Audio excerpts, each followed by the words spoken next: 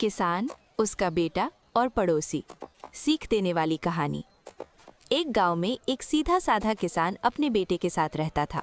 किसान मेहनती था, पर उसका बेटा हमेशा हर काम पर शिकायत करता और दूसरों की बातों से जल्दी प्रभावित हो जाता था।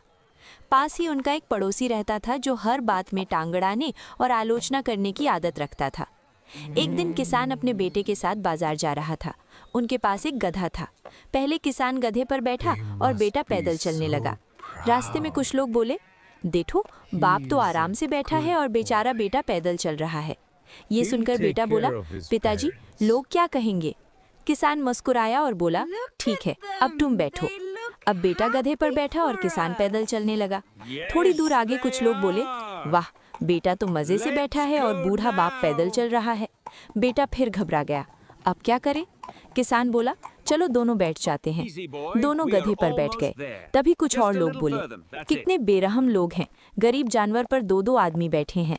अब दोनों उतर गए और गधे को पैदल साथ साथ ले जाने लगे। तभी पड़ोसी मिला और हंसते हुए बोला, अरे मूर्खों, गधा खाली जा रहा है और तुम दोनों पैदल चल रहे हो। अब बेटा परेशान हो गया और बोला, पिताजी, सबको खुश कैसे किया जाए? किसान शांत स्वर में बोला, बेटा, दुनिया का काम ही बोलना है। अगर हम हर किसी की बात सुनते रहेंगे तो कभी सही निर्णय नहीं ले पाएंगे। महत्वपूर्ण ये है कि हम वही करें जो सही और समझदारी भरा हो, ना कि जो लोग कहें।